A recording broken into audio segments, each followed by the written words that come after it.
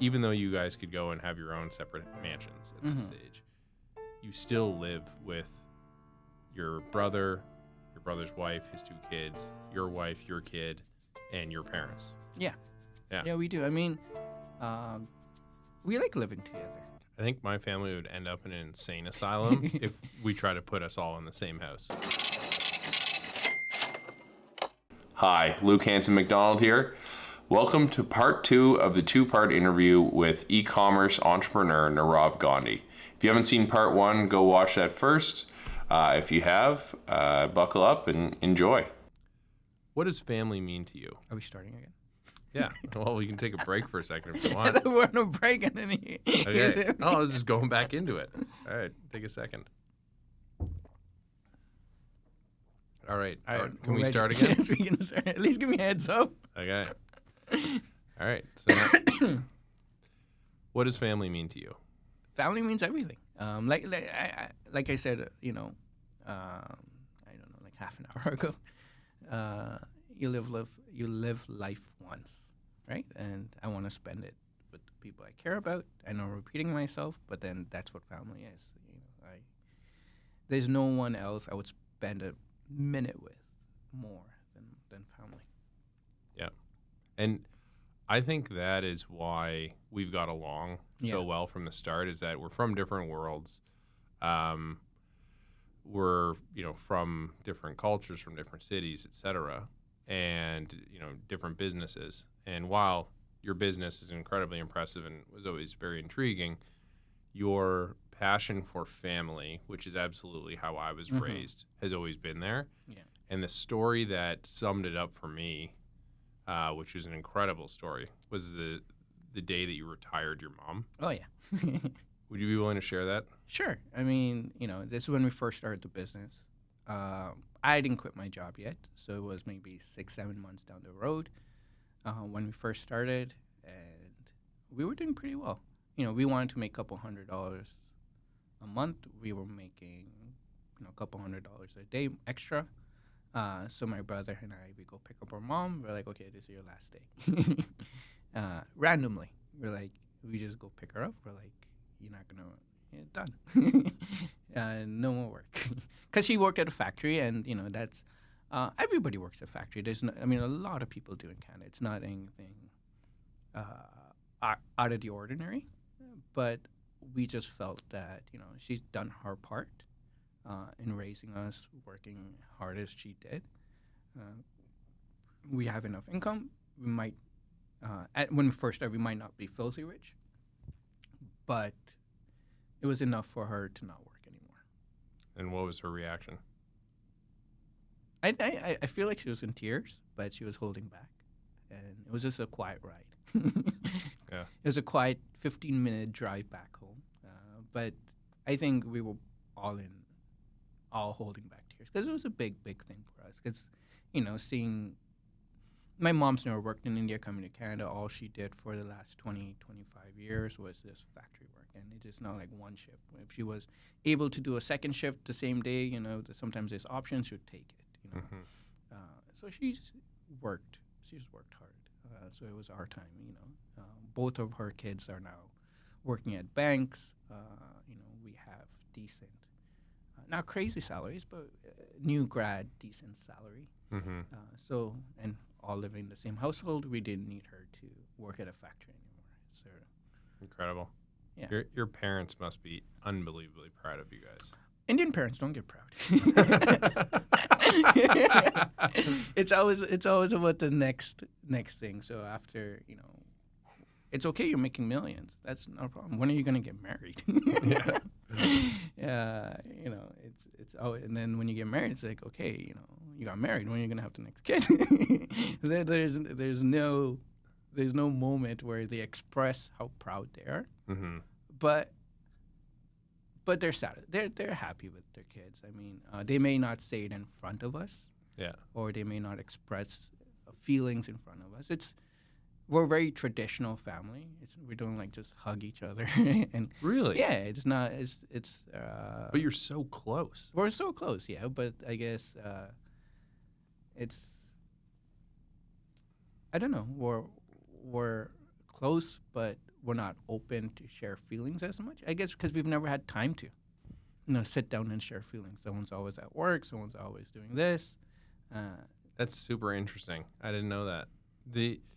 So, just so that all the viewers are aware, so you lived in a small house together. You moved to a slightly larger house. Now you live in a bigger house.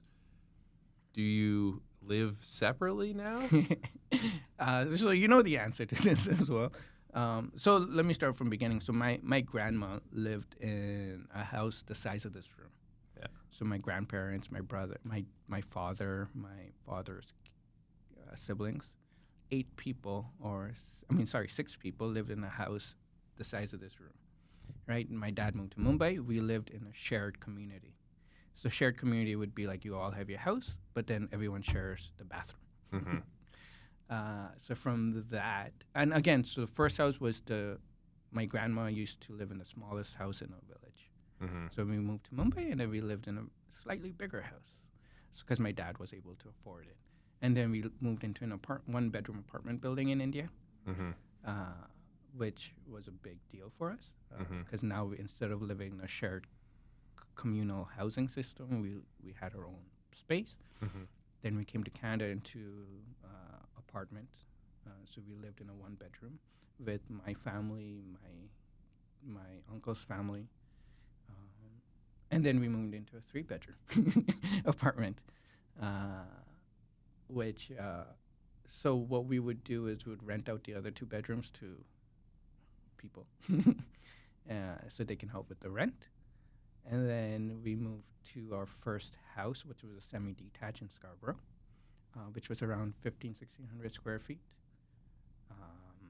And then we moved, I think after 4 or 5 years, after me and my brother graduated, we had proper job. Remember I said we moved into a bigger basement, so we moved it.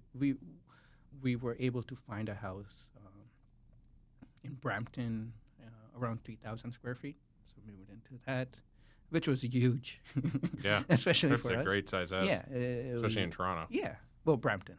Yeah. Still. GTA. Which was huge, right? And we were like, yes, we made it. And it was funny because when we bought that house, me, my brother, my dad, we opened up Excel. And we're like, hey, this is our salary. This is our mortgage. How are we going to pay this? Yeah. Right? So we went down. We were like, okay, you're making this much. You're making this much. This is our car expense. And then, we're like, okay, we're there. Mm-hmm. We're going to make it. But it was like still like, hey, we were nervous because it was a big investment, big purchase for us. And then we lived there for, I would say, 10 years? No, 6, 7 years. And then So that was your parents and you and your brother house. living in that house together. Yeah. Yeah. Then my brother got married in that house. Yeah. To his wife. And he had his first kid in that house. And then we built another house that's around 18,000 square feet, or 19,000 square feet if you consider the basement, or 14,000 without. So it's a decent sized house. That is one of the biggest houses I've ever seen. Yeah, it's a decent. I mean, it's not as big as Shaq's house. True. But you still live, Yeah, even so though you could easily afford it. My point was, even though you guys could go and have your own separate mansions at this stage, you still live with your brother, your brother's wife, his 2 kids, your wife, your kid, and your parents. Yeah. Yeah. Yeah, we do. I mean, we like living together. I mean, I guess a lot of people who move out, one, it's just like privacy, Mm-hmm. right? Like they value privacy higher than valuing. And again, it's a different mindset, right? It's not one's not right or the other. It's not better or worse. I feel, and most people would be like, hey, how are you doing this, right? Like, how are you living with your parents? And my parents still yell at me, right? Like, I wait. Like, it's okay that you made a couple $1 million, but why is your shirt on the floor? Yeah. And I get yelled at for that, or like any like what Yeah, parents yell at you for. Yeah, Or absolutely. just wake up and they're not in the best mood, and I get yelled at. I'm like, what did I do? What did I do? Right? Or they're like, it's like 10 o'clock. He's like, when are you coming home? I'm like, I'm 35. Like, but then you have to be willing to be okay with that. Yeah. And then the more important thing is finding a person that's okay with that, right? Because we're living in the house. My parents are You mean parents. your beautiful wife, Unadi? Yeah. Yeah. And I'm so grateful to have found her. And same thing with my brother and his wife, right? Like we've found someone that can connect with our family culture. Yeah. Because there would be times where they would get disagreement. Like my parents would get a disagreement with our wives, right? But our wives are very respectful to their elders. They would not talk back. They respect and they understand the family dynamic. And I think my family would end up in an insane asylum if we try to put us all in the same house. no, but that's where there might be misunderstanding that hey, we don't fight. We do fight, right? But then I guess it's just like hey, are we going to be okay with it? Like, is that matter that big that we should move out? Or, I think the biggest thing that I feel like everyone else in the house is better than me at is forgetting. Like, you fight, next day you wake up, nothing happened, right? Everything's normal and you move on. And, Yeah. having that kind of mindset is what drives us to continue to live together. Yeah. And it's what makes you great at running a business together. I mean, I talked to Adarsh about the same thing of, family's permanent. And, it's one of the most important things about family businesses is that, that longevity and that tenacity you have because you love each other. And there's one more factor I would say that contributes to us staying together. It's because both my brother and I, we like making money. But I don't really care. Like if he wants to take everything tomorrow, I'll be like, take it. Yeah. Like I don't have. Maybe give me one of the houses so I can live. But I can make it back, or I can just get a job and live a normal life. Yeah. Right? It won't make a difference if. And same thing with him, right? Like if I ask him, he'll give me everything. Or Yeah. Well, before this, like, we went to a bar and you ordered a beer, which I knew you would not like because it was some crazy hipster sour beer. Try And new things. You took a sip of it, and sure enough, you were like immediately like, "This is disgusting." And your brother instantly was like, "Give me your beer. That's all right. I'll give you mine." And you're like, "No, it's okay." And he forcefully took your beer and drank it. Yeah, And and he probably hated it. Probably. He probably But hated it's it. pretty incredible that he's, you guys are both very selfless. I see that a lot when you Yeah, spend I time think together. it's just I think that drives from my father. He's been like that with his parents and his family. Yeah. And he's done everything he could for them, and that kind of mindset goes to us. And we like working and making money, and like I said, but what am I going to do with it? Yeah. So it doesn't matter. It's just more of a game for us, and we like playing the game. Yeah. No, absolutely. So what roles do you each play in the business? You and your brother and any of your other family we have members? different roles, right? So my dad manages our banks. He looks at what we spend, what we don't spend, and if I buy something random on Amazon, I get yelled at. Like, why are you buying random shit? Like, hey, it's like $10. My brother is he's more of the visionary, I would say. So he always looking at he has millions of great ideas, right? Every morning, his mind is always ticking. Like he would be like, "Hey, how do I sell this plant to this company?" Right? Like if he was here, he'd be like, "This is an interesting concept of a studio. We should do this." Yeah. So he would just come up with all these ideas, and then we both would implement them. So I would be more on the back end, helping implement, while he would come up with the ideas to implement. I would say that's our difference. My mom's retired, my father, he takes care of the banks, and our wives help out in the business. Hmm. Uh, How did you so your brother's the visionary, you're the operator, whatever you want to call it, which it's a dynamic I've seen in many businesses. Yeah. My dad, I think I've talked to you about this before. I saw it with my dad and my uncle when they worked together. I've seen it, even in the film industry, you see it with directors and editors, where there's the visionary and then there's the one who sort of pulls it all together and makes it work. How did you find those two roles? Did you just naturally fall into I think those? it's just our personalities, right? I'm quieter. I don't like talking to people. He, on the other end, is out there. He likes talking to people. He likes learning new things. He's a thinker. I see something and I get it done. It doesn't matter how, I'll get it done. Right? I'll find a way to get it done. It's a perfect. Yeah, I he don't want comes to up say with. marriage, but it's a perfect balance It between is. the two of you, which is very and lucky. I feel like that's one of the reasons we get along. We get to, and surprisingly, like we think different.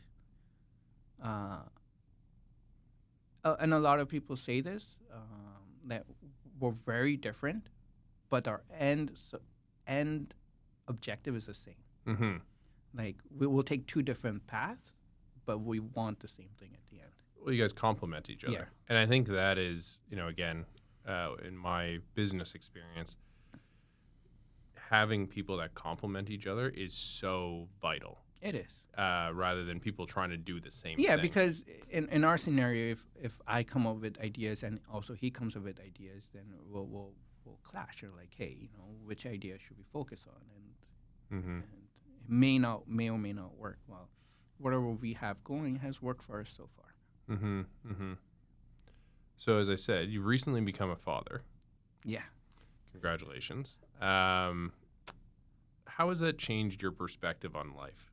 And I think I mentioned this to you on our walk here or while we were having beer. I felt like I was already a father with my niece and nephew. Right. And actually I did. So I feel like this is not my second, because we live together, right? So I've seen them from birth. I see them every day. They've grown with me. I get to have all the fun with them, and then when it's diaper change time or when they're crying, I give them back to. Yeah. Yeah. So this is having your own baby is a little more difficult because he's in your room and he's 2 a.m. at night. He needs to wake up. He's crying, and my wife is great. She does 90% of the work. But it's harder. But the perspective in terms of how it's changed me having a baby is. I think I want to. I feel like I'm more. I was always conservative, but I feel like I'm going to become more conservative in myself, and then seeing every step I do is like, hey, how will this impact the baby or my son? I don't know if that makes sense. No, absolutely. So, just being more thoughtful about what you everything. do, and yeah. Taking time off work. Which I don't believe you've ever done. Yeah, which I've never done. But then, I randomly just go sit with my son. That's awesome. Which, we're not doing anything. He's 3 months old. But, just holding him gives a meaning to life. Yeah. Which you don't feel when you don't have a baby. It's impossible to describe. Yeah.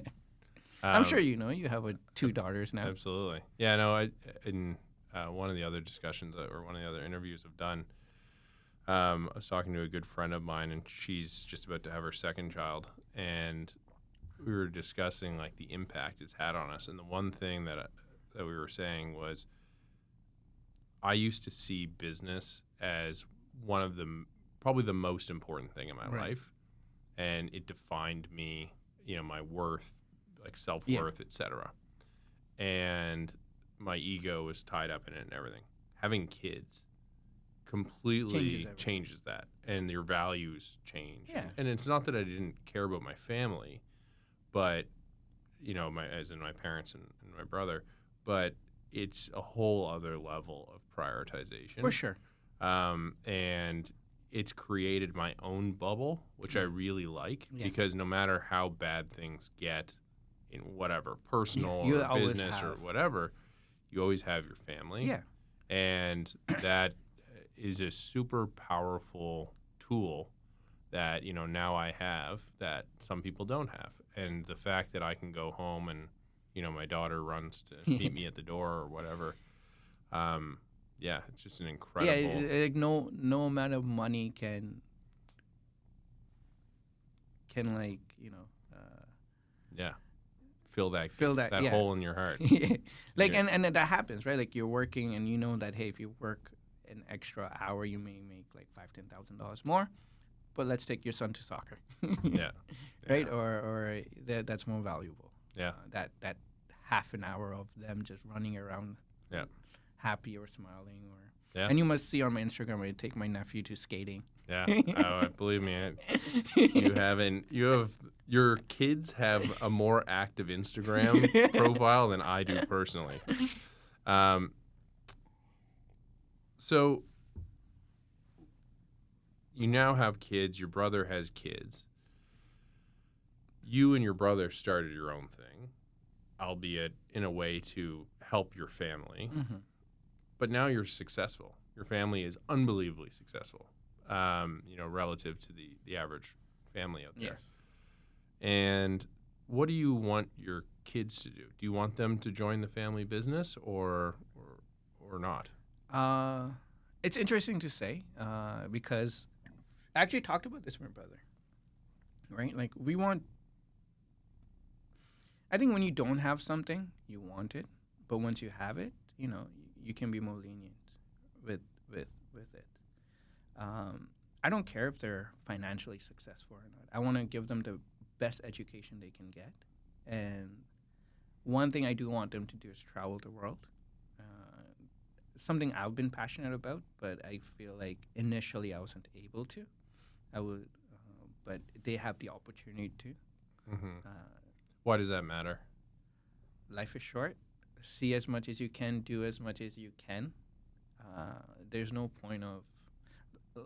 We're not made to work all day. I know I do it, but I've understood, and I know I can't stop doing it. But because I guess I was raised like that, right? My mom had to do factory job, and then if she had the opportunity, she would do the second factory, like second shift, and even third shift, right? Mm-hmm. That's how we were built. But I don't.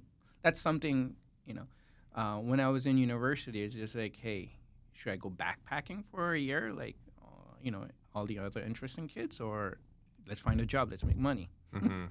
right? I don't want him to have that drive to just, hey, let's make money. I want him to do what he likes, whatever he's passionate about. And So I'll throw in my perspective, just as somebody who did grow up in, my dad was Right. you. He was him and his brothers were the original successes. Yeah.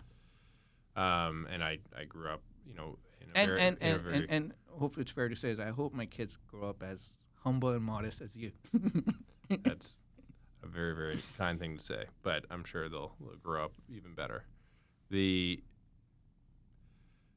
My perspective on it, so I was very fortunate growing up. I could travel. I did get to go backpacking. But one thing that I don't want to say I'm envious of, but you brought it up earlier, it's that wanting for something. Yeah. And it's this weird scenario of where everybody wants to, my dad, all he ever wanted was to be able to provide for his family. And he had an unbelievable business career. My uncle did as well. And there was so much that they fulfilled. Mm-hmm. And then, the next generation can unfortunately get so effed up because they lose that compass or that desire to become better. And I don't at all feel like I've lost that. Right. But I do see how often people do lose that. I know exactly what you're talking about, but you're not. From my perspective, you're not losing anything. And I've talked to a lot of successful generational wealth people, and they all feel the same way. They're like, hey, I should build something on my own. I have to live up to my father's expectations, or he did X, Y, Z. I gotta beat it in my own path. A lot of people don't even want to join their family business. They want to create something of their own, right? But if you look at it from the other perspective, is any kid who is not well off dreams to have that life, right? Well, they're willing. They don't have to think about money. They don't have to wake up and be like, oh my God, I gotta do well in school so I can get a job, right? Like that's all those stress is just not needed in your life. And I guess grass is greener on the other side, right? Absolutely, 100%. A person who has generational wealth might feel like, I want to have that drive to succeed, but they can, do everything else they want to do, what this other person with no money can't, right? They already have what a person who doesn't have anything wants to get at. Yeah. No, I totally hear you. It's a perverse psychological trap that people get into. And then most likely my kids will be in that trap. They'll be like, hey, I want to do something different. I don't want to, they'll have their own problems. But at the end of the day, one thing is that I don't want them to stress about things like work, because I don't think life is about working. It's about finding your own meaning and doing what you think will make you happy. But I will make sure they get a good education so they can support themselves. Yep. Like if make sure they get the highest level of education. Yeah. So if they're off on the streets, they can get a job. They can. Yep. They can take care of themselves and their family or whatnot. Do their own thing. Yeah, but aside from that, do whatever the hell you want. Your parents taught you your work ethic, is what I've sort of heard from this discussion so far. Yes. You got to see that. You and your brother have an immense work ethic as well. Are you hoping that your kids learn that work ethic that you've learned from your parents? Yes. I feel like, again, that kind of contradicts with what I'm saying, like, hey, they don't need to stress about work. But if they want to work, they should be able to have that work ethic. Like, have it, but they don't have to utilize it. Right? Like, if they want something, and the work ethic can go anywhere, right? Like, if they're passionate about traveling, then make sure you travel everywhere, right? Don't just not do it. Like, follow your passion. Yeah, follow your passion, but work hard at it. Yeah. Do it properly. Yeah. Don't try to find shortcuts. Just do what you can, the best you can. Yeah. No, I mean, I think that's great advice. I honestly, I do.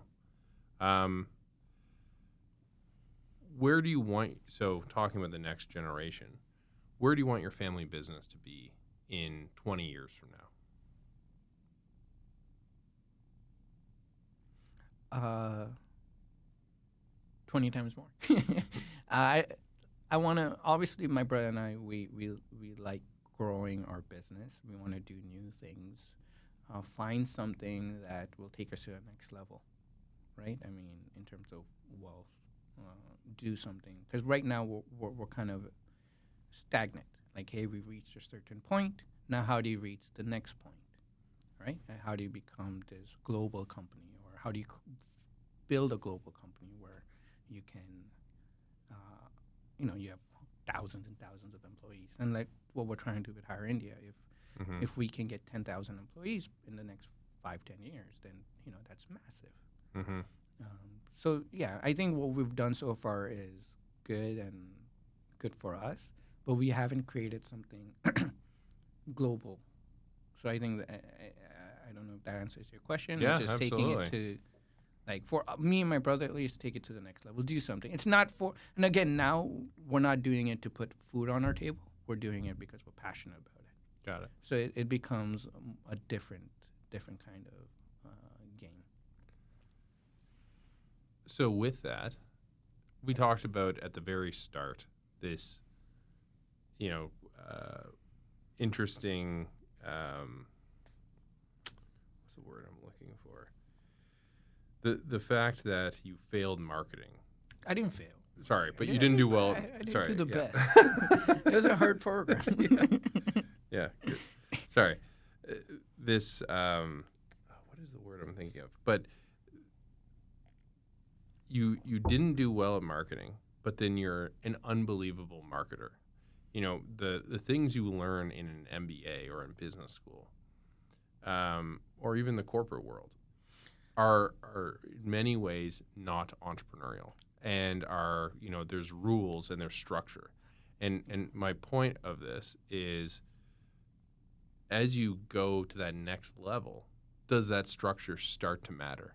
And do you need to actually? It does matter. It does matter. And you know, I would not say that what I did bad in my marketing class, because I guess I was bad at it. Maybe I was bad at what he was teaching me. I wasn't able to understand what he was teaching me, or maybe I wasn't able to explain my answers as they should have been. You also may have been distracted, because my experience was you were doing No, marketing. I was actually no. When I was in marketing, this is not your MBA. This is my bachelor's program, Yeah. and I was distracted because I was stressed about doing well, right? So I wasn't able to, maybe instead of focusing, I was stressing about doing well. Second, maybe I just wasn't good at that subject. But what I'm good at in marketing now wasn't existed in the books that we learned. Right? Like Facebook marketing wasn't one of the topics that we learned in our school. And what we learned is basic traditional marketing, what P&G or Coca-Cola would do, right? Not D2C, Facebook, social media marketing, which never existed. So maybe I was bad at what we were learning in class, but then a different type of marketing opened up, which I excelled at. No, I mean, that's fair enough. So, but going forward to take it to the next level, what do you think the biggest hurdles are for you guys to pass? I think the biggest hurdle is understanding the scale, right? Like, we lived in a box. When we first moved to Canada, we thought that factory job was the only kind of job you can get. When I was in university, when I was in 12th grade, the first time I knew what a university was when I went to university fair. I had no idea people go to university, or there's a difference between university and college. The program I got into, which was Schulich School of Business, there was a stall for Schulich School of Business. It's the first time I heard about it, right? First time I realized what money was my roommate at university, right? It was funny because he came home, he had season courtside tickets to a basketball game. Courtside? He had seasons courtside ticket to a basketball game. $107,000 for two. I'm sitting here scratching my head. My parents make $35K a year. I'm like, how? How does he have? I've never been to a basketball game at that point. I mean, it's expensive. And then he had seasons tickets. I'm like, how do you make money? And then another wild thing he said was they go to family vacations to the Bahamas every year. I was like, holy shit, that's pretty cool. And like, how do you, like, and then that kind of opened my box. I'm like, hey, there's more to life than just factory jobs, right? So right now, I think it's just like, hey, there's more to business than what I know so far. So I gotta do something that's what I'm not doing now.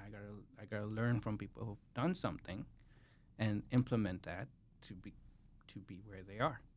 So it's just about putting yourself out there, learning new things, finding good mentors where you can learn from, and then seeing where it goes. Interesting. Last question. You have gone from very humble beginnings in another country to incredible success, and you've stayed level-headed the whole time. You and your brother and your parents and your wives and your beautiful children, you're all just as close as you were at the start of that journey. What is the most important piece of advice you could give to people that are in a family business of how to keep their family together? I think it shouldn't, like, first get your head out of materialistic things. Like, don't let it matter to you. Know what your role is. and focus on that role. Don't worry about the output of that role. If you like if you're working, just work, right? Like, don't get distracted with the stress of money, making money, or what's mine, what's yours, right? And within the family, because right now my brother and I, we still have the same bank account, right? I do, which my dad controls. Like, I don't care about the money we make. I mean, it's there. We'll spend it equally, or he'll spend more, or I spend more. Nobody keeps count, right? I feel like just don't think it's different. Like, if he spends $1, don't think it's different than what I'm spending, right? Like, it's just like we spent $1. His happiness is my happiness, or I genuinely get happy when he does something he likes, right? And it's like, don't think about. I think biggest thing that splits families up is probably money. Disagreements between money, or again, what's mine and what's your scenario, where it's like, hey, you work harder than me, or what if I want to take 5 days off? Do I get deducted 5 days worth of pay, or does he get deducted? It's not like that, right? Like, we're in this together. If he wants to take a month off, just chill, go for it. I'll do my part, keep doing it, and then and he feels the same way, right? Like, there is no strict thing that dictates who does what. We just try to do everything together, and if it works, it works. If it doesn't work, we'll still be together. Beautifully put. Okay, well, I really appreciate the time, Nirav. No, thank you for having me. It was great chatting. Absolutely. It was incredibly interesting, and as I said, you were humble the day I met you, and it is so impressive to see what you and your brother have done, and I'm so happy for you guys having kids and going to the next generation. So thank you so much for having. Absolutely. Thanks for your time. All right, I'm Luke Hansen-MacDonald, and this was Beyond the Family Business. Thank you so much for watching. Please like and subscribe, and share with other family businesses or business families that you may know.